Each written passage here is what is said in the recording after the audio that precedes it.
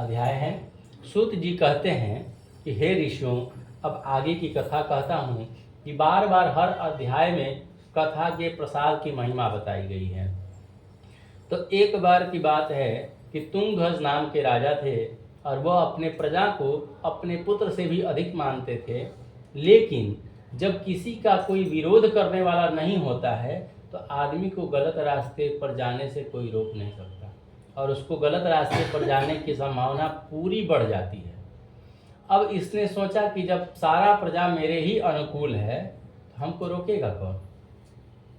घोड़े पर सवार होकर के शिकार करने के लिए इच्छा प्रकट हुआ उसके मन में और तुरंत तैयार हो गया, शिकार करने के लिए चल दिया।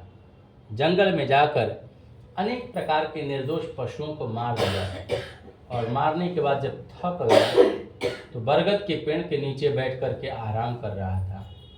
कुछ दूरी पर ग्वाला लोग मिलकर सत्यनारायण भगवान का पूजन कर रहे थे। तब राजा ने मन में सोचा कि ये ग्वाला लोग हैं, इनके पास हम जाएंगे तो हमारा प्रतिष्ठा का हनन हो जाएगा, हम राजा हैं। और अहंकार आ गया। नतीजा ये हुआ कि भगवान को भी प्रणाम नहीं किया, क्योंकि अहंकारी मनुष्य को कौन श्रेष्ठ है कौन नहीं है ये पता नहीं चलता। उसको अपने आप में ही अपने को श्रेष्ठ समझने लगता है। भगवान को प्रणाम नहीं किया, लेकिन उनका जब पूजन समाप्त हुआ तो सबसे पहले सोचे कि राजा हैं, श्रेष्ठ हैं, तो उन्हीं से प्रसाद का वितरण शुरू करें। राजा के सामने आकर के प्रसाद को दिए तो राजा ने स्पष्ट कह दिया कि हम प्रसाद नहीं लेंगे। फिर भी हो सकता है कि हमारे सामने खाने में शर्मा रहे होंगे, वो नॉर्मल भाव में थे, क्योंकि जो पूजा पाठ करता है उसके भाव और चरित्र शुद्ध होते हैं।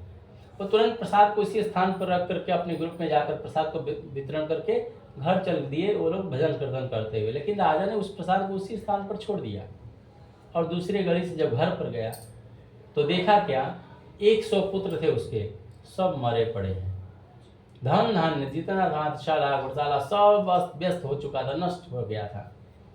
मन में उसके आ गया भाव कि लगता है कि मैंने सत्यनारायण भगवान का प्रसाद नहीं लिया है, इसी कारण से ऐसा मुझे परिणाम मिला है। अब मुझे वहाँ जाना चाहिए जहाँ भगवान का पूजन हो रहा था। जब आदमी को आर्थिक नुकसान हो जाता है तो रास्ते पर चला आता है नहीं, और जब आर्थिक दंड देने के लिए इसीलिए संविधान में भी नियम बना दिया है कि बड़ा से बड़ा आदमी को डराएंगे कैसे, जब आर्थिक कष्ट होगा तो नियम में आ जाएगा, और जब तक आर्थिक संपन्नता है तो एकदम चलता है ऐसे ही। बुलेट लेके जब आदमी चलता है तो कोई हेलमेट में कुछ ज़रूरत नहीं है, भाई हमसे दबंग कौन है, ऐसा हो जाता है आदमी के मन में। तो उसी प्रकार से हमारे मंत्री जी हैं, कुछ भी होगा तो देख लेंगे समझ लेंगे, तो उल्टा पुल्टा काम करना ज़्यादा आदमी शुरू कर देता है।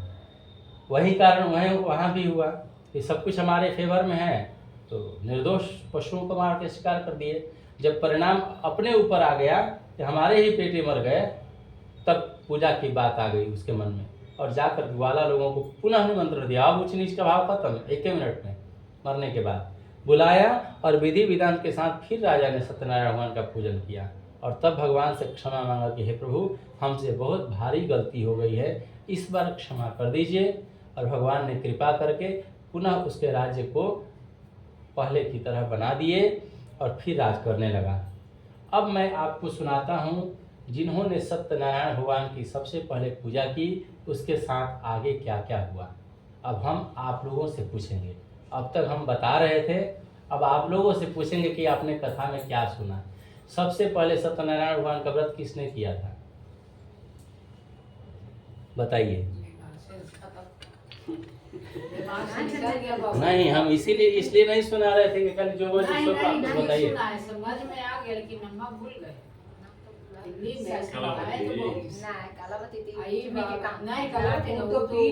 इसीलिए जब भी कथा सुनने का मौका मिले, कभी भी यहाँ नहीं कि हम सुना रहे हैं, तो तन मन एकदम एकाग्रचित होकर, क्योंकि ये सब मौका बहुत कम मिलता है। समय तो आपने दिया यहीं पर, लेकिन ध्यान नहीं रहा, यानी कहीं ना कहीं मन दूसरी जगह चला गया था।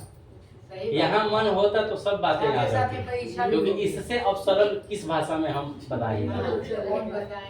तो चलिए, सत्यनारायण भगवान की पूजा सबसे पहले शतानंद नाम के ब्राह्मण ने किया है। अगले जन्म में ध्यान दीजिएगा, हम मार्केबल बात बता रहे हैं, शतानंद ब्राह्मण ने जो भगवान का पूजन किया था तो अगले जन्म में ब्राह्मण के रूप में ही जन्म हुआ, सुदामा के रूप में। और भगवान की भक्ति ऐसी दृढ़ हुई, जो भक्ति इस जन्म में करेगा तभी उसको अगले जन्म में भी भक्ति करने का मौका मिलेगा। और उस भक्ति का परिणाम क्या हुआ कि दिन रात भगवान कृष्ण का ध्यान करते करते जीवन व्यतीत किए। इस तरह से उनका कल्याण हुआ। सत्य तो भगवान है। दूसरी बार सत्यनारायण भगवान का पूजन किसने किया? बोलिए। दूसरी बार लकड़हरा ने किया था, उनके घर में जब गए थे तो इस जन्म में लकड़हरा था, तो दूसरे जन्म में क्या बना? केवट बना। तो उसने श्री राम जी की सेवा करके वैकुंठ धाम को प्राप्त किया। तीसरी बार सत्यनारायण भगवान का पूजन किसने किया? तीसरी बार राजा उल्का मुख ने इस व्रत को किया था भद्रशिला नदी के किनारे पर। तो अगले जन्म में भी राजा के रूप में जन्म लिए। राजा थे पिछले जन्म में, तो इस जन्म में भी राजा ही बने, राजा दशरथ के रूप में जन्म लिए। और भगवान का एक रूप है रंगनाथ जी, अयोध्या धाम के वहाँ के कुल देवता है वो। तो रंगनाथ भगवान की पूजा करके वैकुंठ धाम को प्राप्त किए अंत में।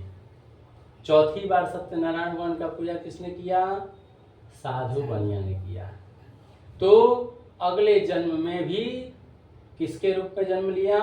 मोरध्वज के रूप में जन्म लिया। मोरध्वज भी बनिया ही था, बनिया था उस जन्म में, इस जन्म में बनिया के रूप में जन्म लिया।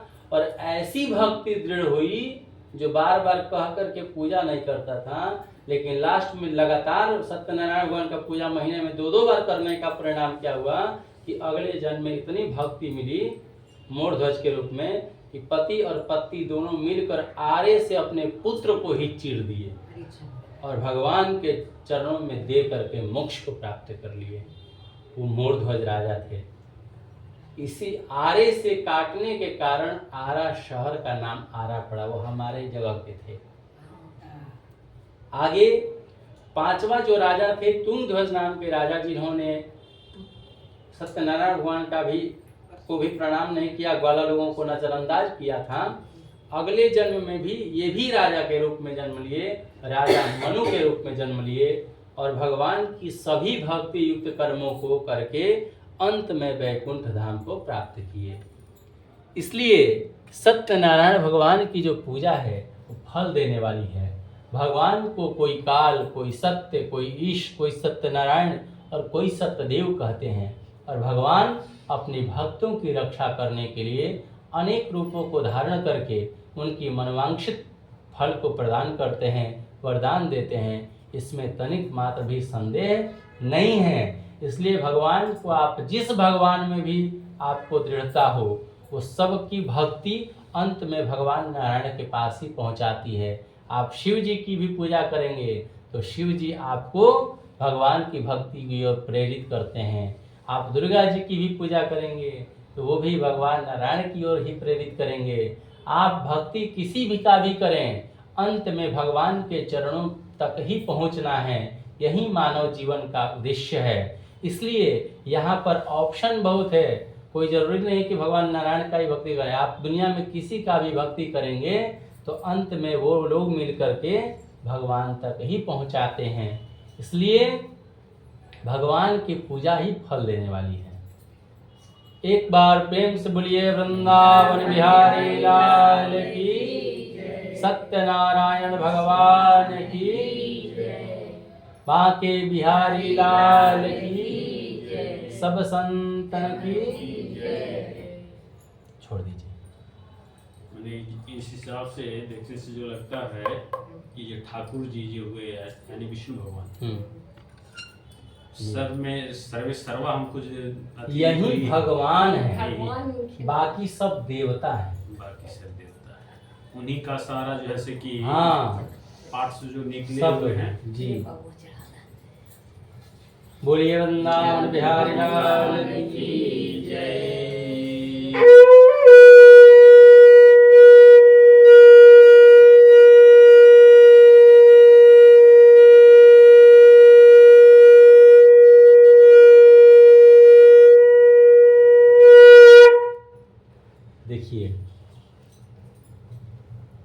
ये भगवान कैसे हैं, ऐसा तो बहुत सारा उदाहरण है, लेकिन हम शॉर्ट में बता देते हैं जल्दी में। देखिए, भगवान ही श्रेष्ठ हैं और भगवान एक ही हैं, वो है नारायण। उन्हीं को कोई राम कहते हैं, कोई वामन कहते हैं, कोई नरसिंह कहते हैं। मैंने कई रूपों में उन्होंने आया, अवतार लिया। पृथ्वी की जब जब कष्ट हुआ पृथ्वी पर, तब तब वो अवतार लिए हैं। जब रावण की अत्याचार से लोग परेशान हो गए, धरती जलने लगी थी, तो राम के रूप में लिए। एक बार हिरण्याक्ष लेकर भागने लगा था, तो वाराह के रूप में अवतार लिए। राजा बलि ज़्यादा अति हो गया था, इसलिए भगवान वामन का अवतार लिए। तो जब जब इस पृथ्वी पर, ब्राह्मण पर, गौ पर कष्ट आता है, तब तब भगवान अवतार लेते हैं। नहीं तो ऐसे कलयुग में भगवान सब जगह हैं और विशेष रूप में अपने रूप को उन्होंने छिपाया है। श्रीमद् भागवत में अपने रूप को उन्होंने शब्द विग्रह के रूप में प्रतिष्ठित कर दिया है, इसलिए वो दिखाई आमतौर पर नहीं देते हैं। ठीक है। अब देखिए, दुनिया का कोई भी मंत्र बोलिएगा भगवान को बुलाने के लिए, किसी भी देवता का, तो पूरा तभी होगा जब भगवान के कैसे शुरू करते हैं। जैसे मान दुर्गा जी का कोई मंत्र बोलते हैं, तब तरीका क्या है, जैसे सब कोई जानता है वो वाला हम बोलेंगे, बात बताएंगे। सर्व मंगल मंगले सब लोग जानता है, तो मंत्र यहाँ से शुरू नहीं होता। मंत्र शुरू होता है हरि ओम सर्वमंगल मंगल्ये शिवे सर्वार्थ साधिके शरण्ये त्र्यंबके गौरी नारायणी नमस्तुते। तो सबसे पहले क्या आया, हरि ओम। ओम में तीनों देवता आते हैं, ब्रह्मा विष्णु महेश। अ उ म बन के ओम बना है, और हरि मने भगवान नारायण। तो इनसे ही शुरू होता है कोई भी मंत्र, किसी भी देवता का मंत्र। जैसे गणेश जी का ही बोलना है, हरि ओम गणानां त्वा गणपतिं हवामहे प्रियाणां त्वा प्रियपतिं हवामहे निधीनां त्वा निधिपतिं हवामहे वसो मम आहं जानिर्वतमात्मजा शीघ्रवतम। दुनिया के किसी भी देवता का भी मंत्र बोलेंगे ना, तो हरि ओम से शुरू होता है, पहला चीज। दूसरा बात, पहला प्रमाण ये हो गया। दूसरा प्रमाण ये, दुनिया का कोई भी यज्ञ करिए, अनुष्ठान करिए, जप करिए, तप करिए, कुछ भी करिए, तो जब सबसे पहले संकल्प किया जाता है। संकल्प जब शुरू करते हैं तो क्या बोलते हैं, हरि ओम विष्णु विष्णु विष्णु नमः परमात्मने, और आगे बहुत लंबा है। श्रीमद् भगवतो महापुरुषस्य विष्णुराज्ञया प्रवर्तमानस्य अद्य ब्राह्मणो अहनि द्वितीय प्रार्धे। इसके बाद बहुत सारी चीजें। तो शुरू कहाँ से होता है, हरि ओम, यहाँ भी हरि ओम, फिर विष्णु विष्णु विष्णु, तब। तो दूसरा कारण ये हो गया। तीसरा कारण है कि भगवान से ही सब लोग निकले हैं। भगवान के नाभि कमल से ब्रह्मा जी का उत्पत्ति हुआ, और ब्रह्मा जी से पूरे सृष्टि का उत्पत्ति हुआ। भगवान ब्रह्मा जी के भी पहले संतान हुए 4, सनक, सनातन, सनंदन, सनत कुमार। ये 4 लोगों को उन्होंने उत्पन्न किया था संसार की सृष्टि करने के लिए। लेकिन ये लोग निकलते ही भगवान की भक्ति करने लगे। उनसे बोला गया तो बोले कि नहीं, हमको ये सब में नहीं पढ़ना, हमको माया जकड़ लेगी। तो और भी धीरे धीरे नारद जी को भी बहुत सारे लोगों को किया, लेकिन किसी ने सृष्टि की रचना नहीं की। तो मनु जी से सृष्टि की शुरुआत हुई है। तो मनु से सृष्टि की शुरुआत हुई है, मानवीय सृष्टि की। तो वहाँ से पति पत्नी के साथ संयोग से फिर बच्चे पैदा होने लगे और संसार की शुरुआत हुई। नहीं तो इसके पहले ब्रह्मा जी मन से उत्पन्न कर देते थे किसी को। तो और भगवान का देखिए, इस पूरी सृष्टि में भगवान नारायण का ही विराट जो स्वरूप है, उनसे ही सबकी उत्पत्ति हुई है। जैसे वहाँ है उद्धृत, ओम ब्राह्मणोश मुखमासित बाहु राजन्यः कृतः पूर्व तरस्य यद्वैषः पद्भ्या भूशूद्रो अजायत। ब्राह्मण की उत्पत्ति उसी विराट शरीर के मुख से उत्पन्न हुआ है, इसीलिए ब्राह्मण श्रेष्ठ माना गया है। ब्राह्मण के बाद बाहु राजन्यकृता, उनकी भुजाओं से क्षत्रिय की उत्पत्ति हुई है। तो रक्षा करने के लिए क्षत्रिय का दायित्व था। ब्राह्मण का दायित्व था धर्म करना, धर्म करवाना, दान करना, दान करवाना, और वहाँ किसी के ऊपर आपत्ति विपत्ति हो तो रक्षा करने का काम क्षत्रिय का था। वैश्य की उत्पत्ति उरुतदस्य, जंघा से उत्पत्ति हुई है वैश्य की। पद्भ्या गुण शूद्रो अजायत, और पैर के अगले भाग से शूद्र की उत्पत्ति हुई है भगवान के। इसलिए ये चारों में अंतर नहीं है, भगवान के शरीर से उत्पन्न हुए हैं। लेकिन भाई किसी भी ऑफिस को चलाने के लिए जिस तरह से एक मैनेजर रखा जाता है, क्लर्क रखा जाता है, एक स्टाफ रखा जाता है, तो सबको मैनेजर नहीं बना सकते, सबको कार्टून पैकिंग में नहीं लगा सकते, तो फिर आपका कंपनी नहीं चलेगा। उसी प्रकार से पूरी सृष्टि को चलाने के लिए सब ब्राह्मण ही हो जाएंगे तब नहीं चलेगा, सब शूद्र ही हो जाएंगे तब भी नहीं चलेगा, सब क्षत्रिय हो जाएंगे तब भी नहीं चलेगा। इसलिए सबको बैलेंस करने के लिए 4 बनाया गया है। आज नेताओं ने सब इतना दिग्भ्रमित लोगों को कर दिया है, भ्रष्ट कर दिया है कि लोग एक दूसरे को दुश्मन बन गए हैं। सोच रहे कि हमारे ऊपर आक्रोश किया है, हमारे को सताए हैं, कोई किसी को सताया नहीं है। हमारे कोई भी सनातन धर्म का कार्यक्रम ले लीजिए, विवाह हो, यज्ञ हो, किसी भी चीज़ को, उसमें 4 वर्णों की आवश्यकता पड़ती है। अब यहाँ ही पंडित जी कथा सुना रहे हैं, नाव पैर रंग देता है ना, ढोलक बजाने के लिए चमार को बुलाया जाता है। तो हर काम में सभी को बुलाना पड़ता है, विवाह शादी सब कुछ सनातन धर्म में, तो सब मिल करके कोई भी धर्म का समायोजन होता है, संपन्न होता है। तो कहीं नहीं। दूसरे नंबर, भगवान कब आते हैं, क्यों आते हैं?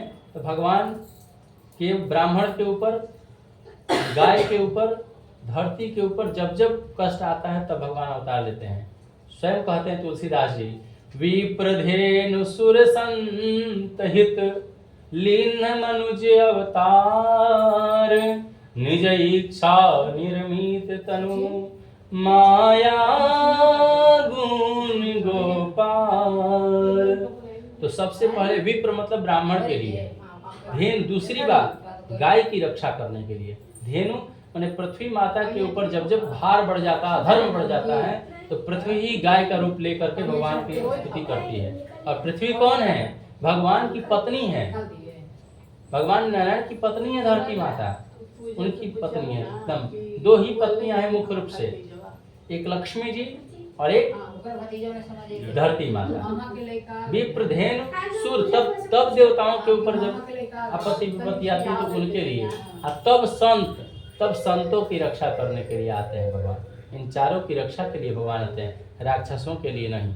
राक्षस तो जहाँ हैं वहीं से भगवान उसको मार दें, लेकिन इनका कल्याण, इनका तपस्या का फल देने के लिए, इनकी भक्ति का फल देने के लिए भगवान इस धरती पर अवतार लेते हैं। चलिए बोलिए वृंदावन बिहारी लाल की।